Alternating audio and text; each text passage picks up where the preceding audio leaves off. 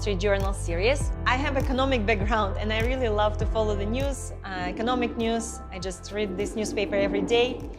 It started when I moved to US. I went to Yale and over there I would subscribe to New York Times. And one time it struck me, I would look at the cover, the first page of New York Times, and then there would be some bloody scene.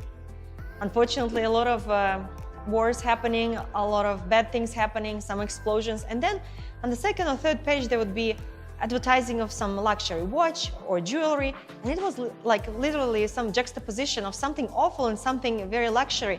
And two things like so apart.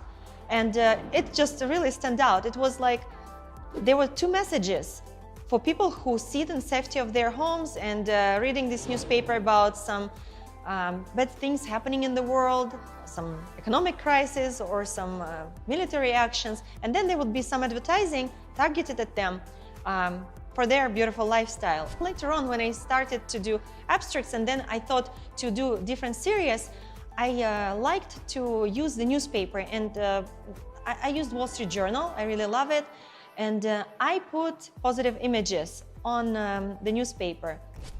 It would be either superheroes or some cartoons from our childhood, and this is really like something contrary for what is awful is going on in the world, because unfortunately newspapers in the business of bringing you the most shocking news. The worst things that happen, they will report it on the front page to grab your attention, because negative things, they grab our attention faster than some positive things.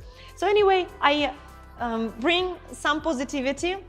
It's some fun images on top, and I like to recycle the newspaper, and sometimes we do custom pieces. For example, some people would have birthday on certain day. They would ask me to use this newspaper from certain date. I would find it for them, and it's just documenting here the events, what's going on in the world, and it would be, I think, interesting to see later in several years what was happening that particular day.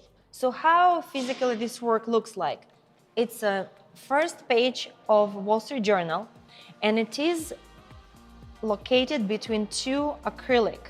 First, I used the glass, but with shipping, it's more fragile. So I thought the acrylic would be lighter and more durable. So the paper is squeezed kind of like sandwich between them.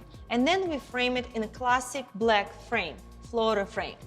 So this is a really beautiful finish with some ample space that showcases your wall. And on the other side, actually, you can see the newspaper as well.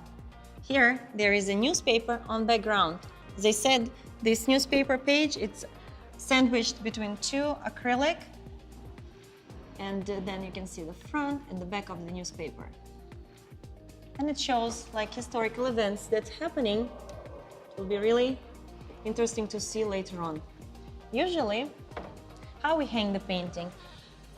Many of you may see there is wire behind the canvas, but because we work with really large scale work, it's more secure to put painting on two hooks. This way, you know it's secure. We are in California.